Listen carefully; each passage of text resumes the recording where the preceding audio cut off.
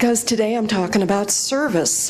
The whole month of September, the Centers for Spiritual Living, and I think I'm too loud. Yeah. Now, Centers for Spiritual Living are dedicated to the subject of the global vision of service to the world. In fact, next Saturday, second Saturday in September, is designated as the World Day of Service. And Ernest Holmes tells us, service is the keynote to success and implies constructive work, also loyalty to your work, and to all concerned with it. So today we're talking about being in service to others as an expression of love. And I went to Ram Dass for the title of my talk. In fact, I think when I sent it in originally, I said, "How may I help?" But the title of his book, I think, is "How Can I Help?" Subtle difference. That's a book he wrote, quite a few decades ago, about the natural next step from a personal interior work on God consciousness is to choose and desire and need to be of service out in the world. It's very much a Hindu concept and a Buddhist concept, and pretty much every world religion has that element of, okay, we got ourselves together, now how do we share it in the world? And you've heard me talk about it other Sundays here, but today we're going to get bigger. Today it's about present in the world in a bigger way.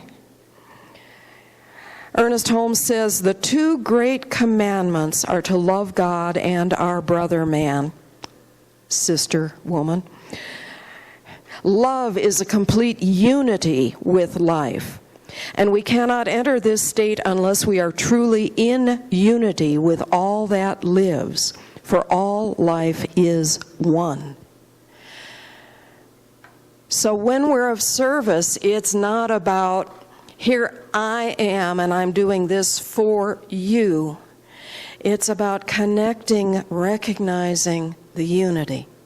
And that's what makes it different and valuable and rich for everybody in the equation. To quote Ram Dass, this is not from that book, but it is from his website. Yes, playing in the computer is great fun. If you want to help other people, I would say just look around. Check out the bulletin board at your local laundromat. It doesn't matter where you plug into the system. The issue is the quality of the behavior when you plug into the system. I would suggest to most people that if you find something that needs help and you help it, also work on yourself to make it a conscious act. When you feed somebody, if I feed you and I think I'm me, you're you, and I'm feeding you, and that's the plane of reality that I exist at, as I give you the food, I reinforce the sense in you that you are you and I am me, and I increase the dualism between us, the separateness between us, even as I'm doing something that's considered a kind act. It separates people. There's another way. When I am giving you food, but it's God's food, and I am just the instrument through which the food is getting from here to there. Then there's a transfer of energy between us in food or money or skills or whatever, and it's the transfer of energy within an organism rather than between organisms. So rather than the act separating, the act brings together. Getting to the next level of it, when you're doing it just because you're a part of the dance, you're on the side of the angels. Gandhi said, "When you surrender completely into God, you find yourself in the service of all that exists." Yeah, that's what we're after. And Ernest Holmes, in one of his late lectures, this one I really need the glasses for, and more hands. Yes. He says, "It's so simple and so dynamic. All truths are simple. There are only a few great fundamental laws in the universe. Life gives, we must receive it. To fulfill the receipt of our gift, we must give it. That which goes out will come back multiplied and must go out again and again and again. High motivating power, the deep spiritual inner awareness, that for which the heart longs and the mind yearns and the soul speaks, the Spirit already possesses. So let's give as we never gave before in our lives. The eternal giver gives through us, and we give of ourselves and make it soar to a soul that is starving in darkness. That's service. That's time or talent or treasure. That's however we choose to give. But that's how we become connected to our service in the world. So I've talked other weeks here about getting in touch with our own, what do I want to do in this moment? That immediacy, that connection to, this is the way I participate in the world. But what do we do when we're being invited to take that to a bigger level? When we're faced with an inner urge to play a bigger game. When we get a calling, as your poem talked about, a calling that this is where I need to show up. And looking back and looking around at the people I know, I realized I know a whole lot of people who have gotten a really big call and then have acted upon it. And I would say sometimes we get that call fairly early in life and we say, not now, I got to raise the kids, I got to cement the career, I got to meet the mortgage later, okay? But then there's a time in our life where the kids are grown and lightened, everything has lightened up and our plate has a little more room on it, and we say, remember that idea I had? Maybe now's time to do something with it. And I know several folks for whom that has happened that have contributed amazingly in our local community and in the world. So I'd like to share a couple of those stories with you. Doesn't mean you got to go out and change the world, but it'd be really nice if we just opened ourselves to, woo, what if that were possible? So first story I want to tell is about the interfaith homeless shelter in Santa Fe.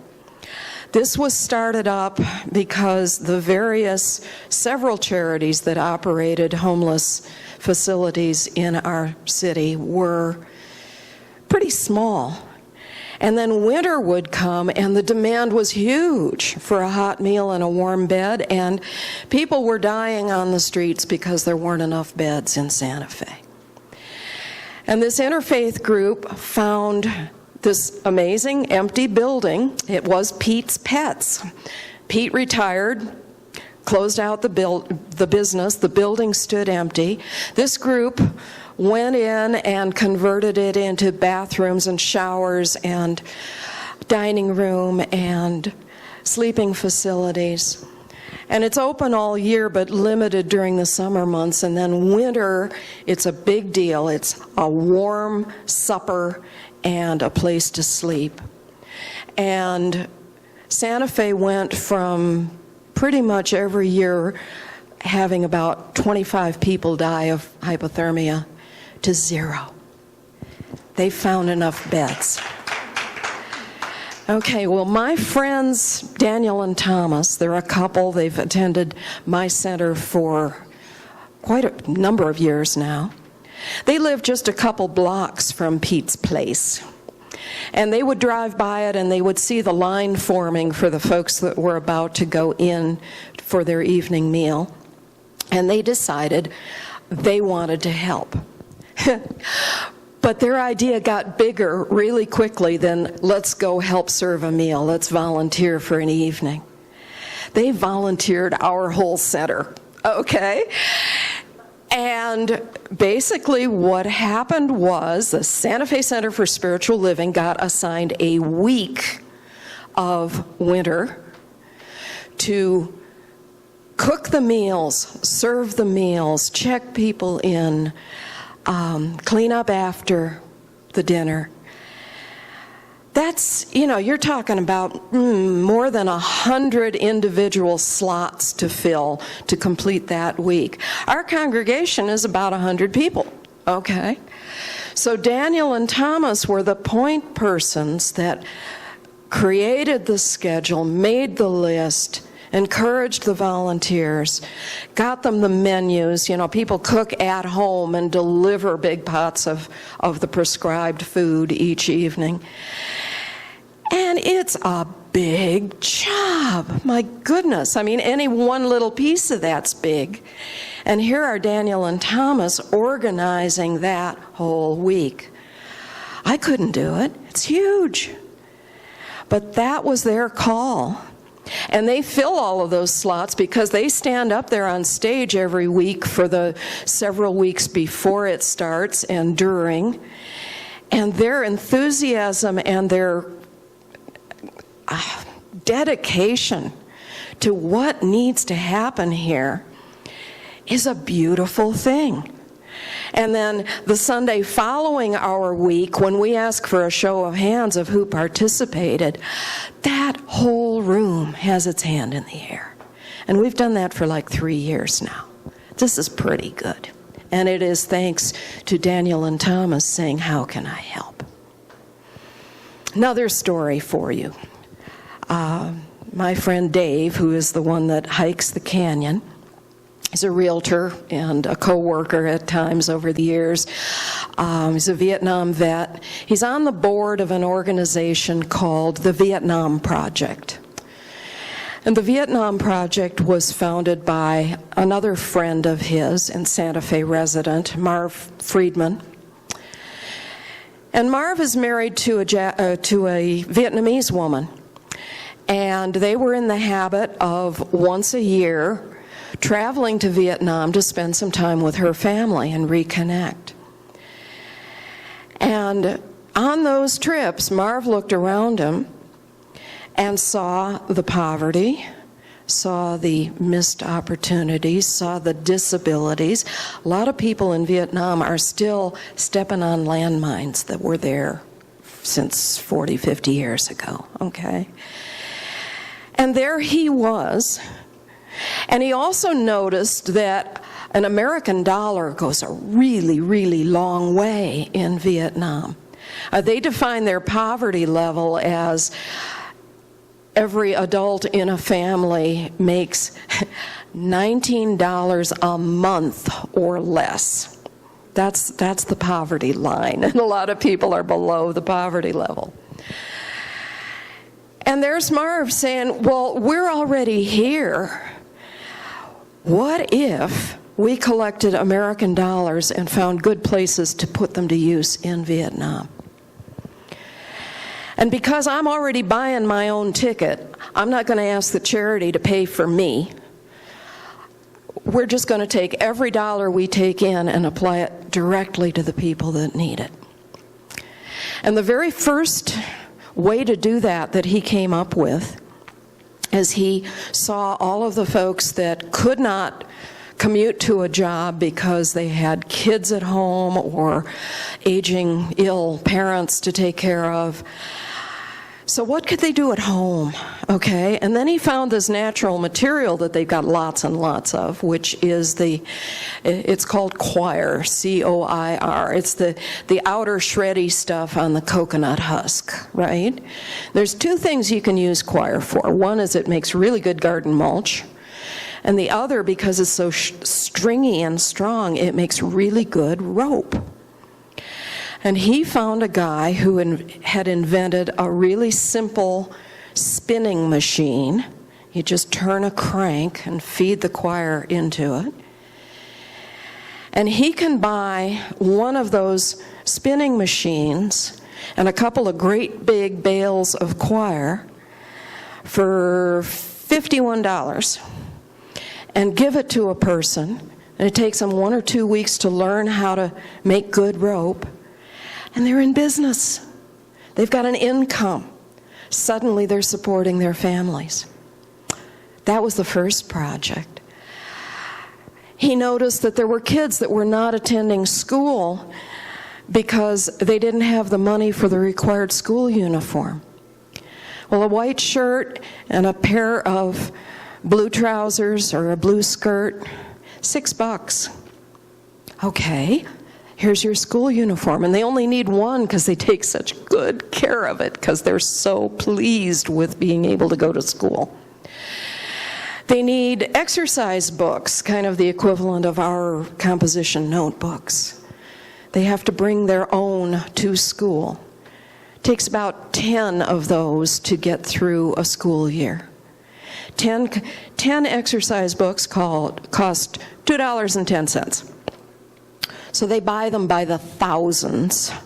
They pack them up in bunches of 10. They wrap them like a gift, and they hand them to kids or to the schools or to the orphanages. Easy, inexpensive. I could go on and on. They got lots and lots of projects they have started up and funded. The biggest one, the most recent one they've been doing for just a couple years now, is they noticed that a whole lot of babies in Vietnam are born with congenital heart defects. And these infants, if they don't receive heart surgery, they're going to live maybe to be 1, maybe to be 2 years old. Open heart surgery in Vietnam, pre-care surgery, aftercare, costs $3,000. So they've connected with an organization that's connected to the doctors in the hospital in Saigon. They find the babies. They donate $1,000 toward the $3,000 surgery. 2 other charities pick up the balance. And they're saving babies' lives. And they got their pictures on their website, and oh my goodness, these are the most beautiful children I've ever seen. So that's Marv. That's how can I help, standing there face to face saying, here, I can do that. And he's doing it. Wonderful, wonderful work. And then my third and last, and possibly my favorite, is Carol Parker in Santa Fe. She's been a friend of mine for, a couple of decades now, member of my center. And Carol is one of those that very specifically had an idea early of health service in Africa. This was the dream in the back of her head. And it didn't happen because she was raising 4 kids and running a business. But once the kids were grown and the business was sold, she said, okay, I'm ready. And she found a health service in Tanzania where she could volunteer. They'd fly her over for a month, helping in hospitals and hospice with those ill and dying of AIDS.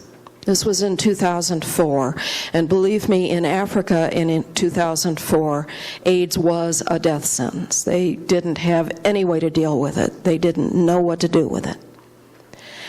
So Carol went over for her month in Tanzania, and she loved it. She felt really good about everything that she did.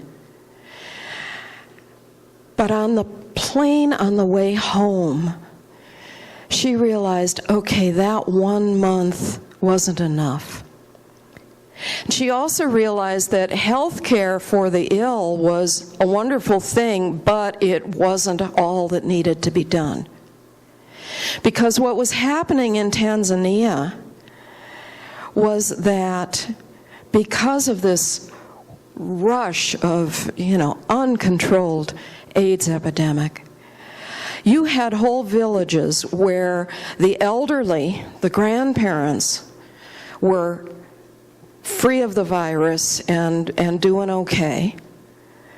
The children, many were HIV positive, but they were still healthy and doing okay.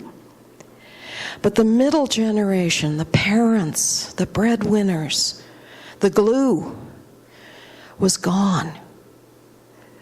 Just gone. If they were still alive, they were ill, and they were shunned because nobody really understood how the disease was transmitted, so their neighbors are like, don't come near me. And the whole culture was falling apart. So Carol went home and started talking to friends, colleagues. She invented and birthed the Pamoja Project. Pamoja means together in Swahili. And when a Tanzanian says, we are together, what they're saying is, we share understanding and appreciation for each other. Sound like what we're talking about here? Sound like everything that this is about? Okay, so first stage of the Pamoja Project was taking these kids that didn't have the means to go to school. School was free, but just like the Vietnamese kids, they needed uniforms and books and supplies, and in some cases their own desk before they could attend school. They didn't have the money for that. Carol started matching up donors in the U.S. with specific students in Tanzania. And they became like foster parents, and they knew who their money was supporting. And they traded letters. They became pen pals. One of my friends in Santa Fe has been sponsoring a schoolboy since elementary school, and he's now in college. Yeah. And then as the AIDS thing started getting handled better in Africa, Pamoja's still going strong. Carol's like, okay, what are we being asked to do? And her way of asking that question was face to face with the people that needed to be served. What do you need from me? How can we help?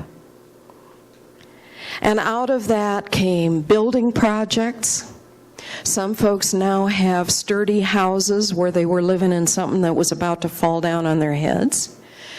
They built an orphanage, a solar-powered orphanage. Love it. They partnered with Procter & Gamble with a clean water program that is drilling wells and building water treatment systems. Because when your immune system is compromised, clean water is absolutely necessary, and it wasn't available, and now it is. They started community banks because the big banks weren't interested in a villager coming in to deposit their 50 cents that they'd saved up. That was big for them to be able to deposit in a bank. One of their community banks is called the Grandmother's Bank, and it's their bank. And Carol goes to Tanzania once or twice a year. She sometimes brings friends and donors from the States with her to work in the villages for a time. We get these wonderful photos back of all these glorious, shining, happy black faces surrounding this little gray-haired, very white woman. And her name there is Grandma Carol to everybody. And when I talked to Carol a couple of weeks ago, told her I was going to be talking about Pamoja in this talk, she says, this is what you really, really have to tell them. This is important. She said, when I started Pamoja, I thought I was helping them. Big surprise. It's their amazing gift to me that I didn't expect. Yes, we give. We receive. We give and give and give. We receive and receive and receive. We are one organism, loving each other, loving ourselves. That's what we're doing here. That's what service means. That's what, let's all connect with it. It doesn't have to be big as starting your own foundation. It can be as big as showing up here on Friday to help clean the sanctuary. But get in the flow. Feel how good that feels to really know who you are in this circulation of love that we call service. So let's take that into prayer. Oh, and just breathing.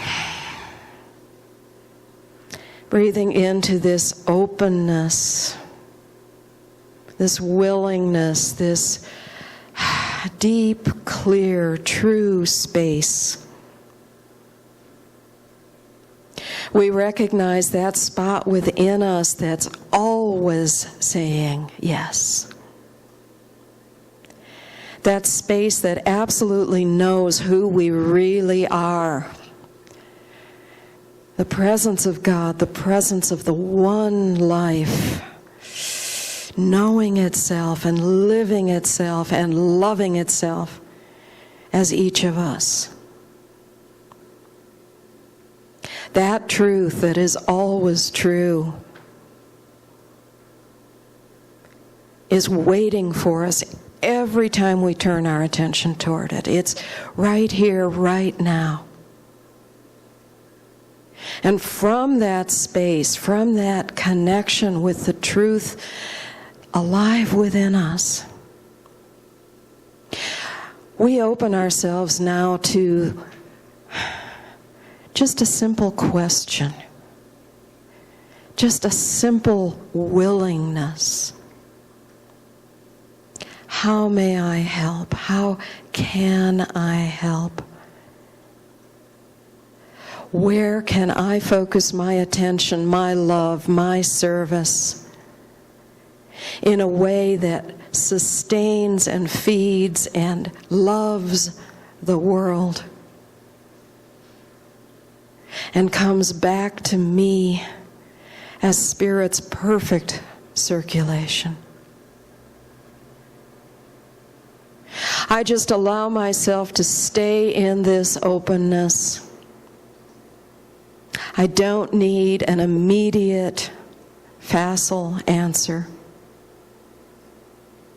I just let the space be open for suggestions, for ideas, for vision, for possibility. And I am grateful for how good it feels to just be with whatever wants to show up. I remain in this flexible, open space of possibility. I let my week carry me through this open, flexible space of possibility. And I'm grateful for how good it feels. And I'm grateful for whatever expected or unexpected way Spirit chooses to show up. And in this gratitude, I release this word. I let it go. I let it be. I trust it. I honor it. I am so grateful. And together we say, and so it is. Thank you.